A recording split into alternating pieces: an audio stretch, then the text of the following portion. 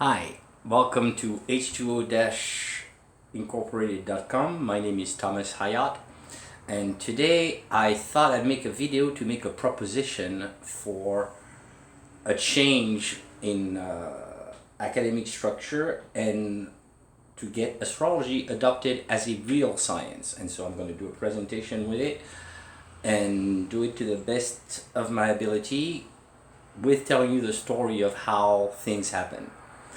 So do you all want to come to school with me and then we'll learn how to put everything together instead of teaching things separately? I'm lucky enough that I'm an American citizen and also a European citizen, and so I'll show you why those two things put together is just as good as being Chinese and American, because you benefit from two cultures that shouldn't be put segregated from one another, but actually should be complemented with each other, so that this way you can have a synchronized understanding of everything. So instead of starting from kindergarten, even though eventually we'll get through that, I thought we'd start with this book, Flash Nonfiction Writing, which is where I was in 2017, writing a essay about a place in the south of France that was just a stone throw away from where my brother lived. And so as I saw that thing that most people would call coincidence, and at the same time I saw that the campus where I was studying, the zip code was 97229 in Rock Creek, and where my mother and my whole family in the Caribbean in Martinique comes from, the zip code right here is 97229. So having seen that and my chart and things coming together, I figured, well, let me just write down the seating arrangement of the tables in the classroom with the zodiac sign of people and compare and contrast with a celestial chart of that day. And I continued on week after week, and I saw that student would move relative to where the moon would move, or fixed sign would stay where they were, and so on. And it is how the putting together of all these classes, history and geography and so on, came together. So the proposition I have to make in regard to a change in schooling is, instead of big books that weigh a lot and cost a lot, like for just one class, Math 111, the book is about this thick and it costs about $120. So to carry that in a backpack is very heavy, right? Whereas my proposition of school in the backpack is, this backpack is really not that big. I can hold it with my pinky, and inside I just have a bag with my business card and the QR code in the front to go to h2o-incorporated.com, and one in the back to go to the YouTube videos. And in here I have a set of dice from Dungeon and Dragon, and again the only thing left in this bag is this towel. The advantage of a towel as opposed to a book is, if it rains, I can use the towel to dry myself, and when I unfold it, I have the H2O algorithm on one wheel. Okay, so before I dive in the explanation of this one wheel, let me explain that whether we're talking about the Korean alphabet, which is 24 letters long, and so it tracks the time that the Earth takes to rotate on itself, or whether we're using the Greek alphabet of also 24 letters, we're both going to be on peninsulas of countries that are mostly fishermen, so they can track the sun from sunrise to sunset. That's why you don't need to differentiate so much Asian versus European, because in the end it's the same blue planet we live on, okay, just in different spots, but we're all subjugated to the sun and exposed to the sun at different times of the day, and that takes 24 hours to go around, hence 24 letters alphabet for the Greek and 24 for the Korean. Now, there's a lot of products that I would like to show you, but before I show you the products, I would like to explain to you the relationship between the compass, which you can see right here. I redrew it. North being the where the arrow points. I have another compass nearby, but actually I could just use this one. This is a sundial compass made by London Instruments. So I'm gonna open it and show you how it works. It's multi-layered, okay? So this is the sundial part that you have to lift up and expose to the sunlight, right? And as the sun comes, the arrow will cast a shadow where the time is. This is to measure the angles of the star or the moon or the planet that you're trying to measure the elevation of relative to the horizon, the ecliptic. And this here gives you, it's a little bit dirty, I'm sorry, but it will give you the hours, 12 hours of the day that the sundial will indicate, okay, through its shadow. In here you can see a compass which indicates the north, and also a level with screws here to adjust all three things to keep it perfectly level. And with this tool, it's several ways of thinking: numerical, and then sun energy relative to time, and then orientation relative to the north of the earth, right? All in one. That's the same thing with the wheels that I make. So when you look at where the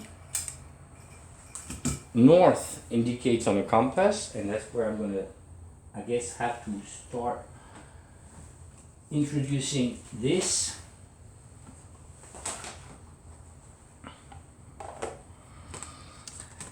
How did I put the alphabet and the zodiac together?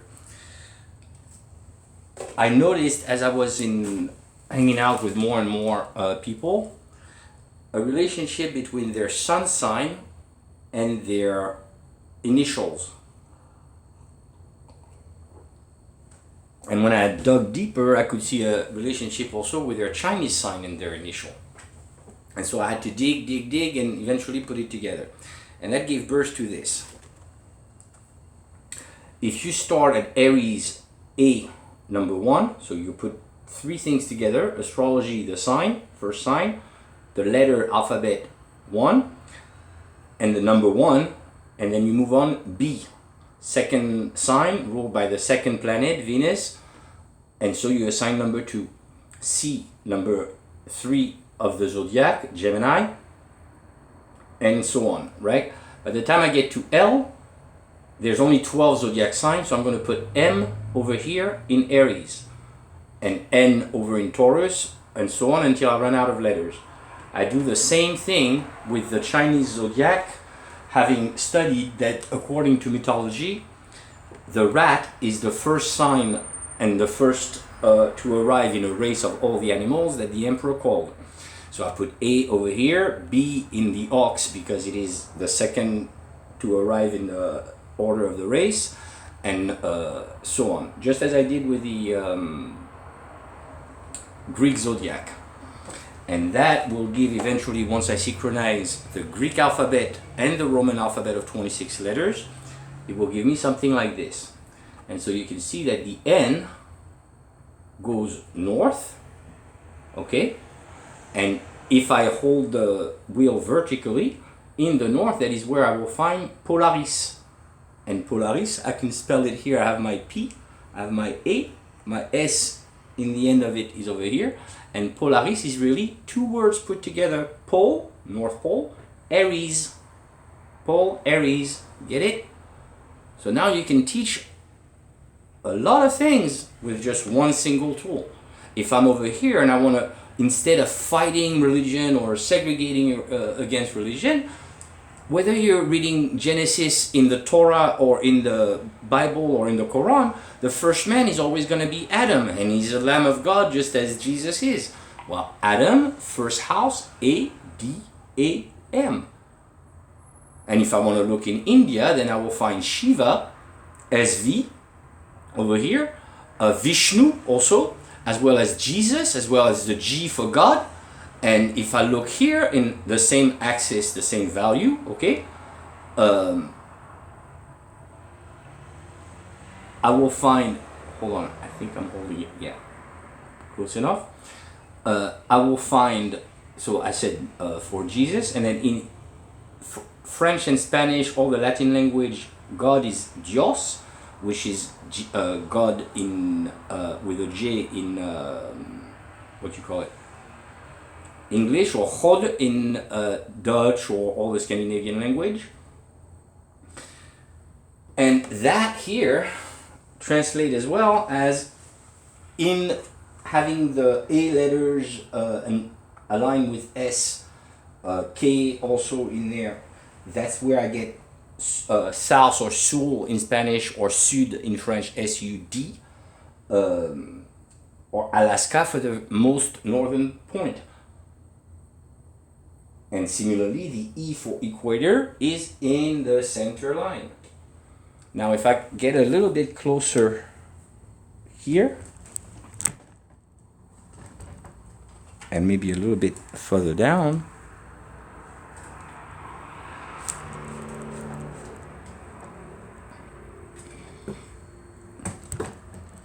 now I can see that looking at the coast of Sparta and Athens, if I look here, A, T, H, the E is usually the E we find in España when you're in Spain, but it's called Spain when you're relative south to England, or England starts with an E when you're in England, but when you're in France, you call it Angleterre with an A because it's north of you. And so these similarities, the coastline of Sparta is where we get the A from. Most navigators traveled with a compass, which is something that looks like this. Okay, and that's precisely 60 degrees. Which, if I put it here, that's what my 60 degrees is. Okay? And, sorry, here. It covers 2 houses. And 60 times 6 gives me 360 degrees, which is this unit circle right here. Oops. Okay? I hope I'm not confusing people too much, because it is a lot of material. So to get back to here, the differentiation between Nordic language, which are Germanic, and Latin language, which are from the south, is the reverse of the A versus S relative to this. You see how the A is in Aries and the S is in Libra, right? So A should be up, and it is down in here. Andalusia, the southern part of Spain, starts with an A. But when you are in Spain, you call it España with an E. And that spells, the space between those two continents spells C, similarly to over here, Scotland, England, Angleterre. Which is, Scotland becomes Écosse in French with an E. So you flip those letters. And if you look also what I was saying about the A, which is an arrow, versus the N to indicate north, if you're here, north is over here. And so you will find the N for Netherlands, you will find the D for Denmark, as well as the K, and the other N. Sweden is still in alignment with that, is over here. The thing I was saying about the compass, to finish just that little bit, if I can find, there they are. This is a compass, okay? And this is what we use to draw circles. Now, if I take 2 compasses, and I take my pencil out,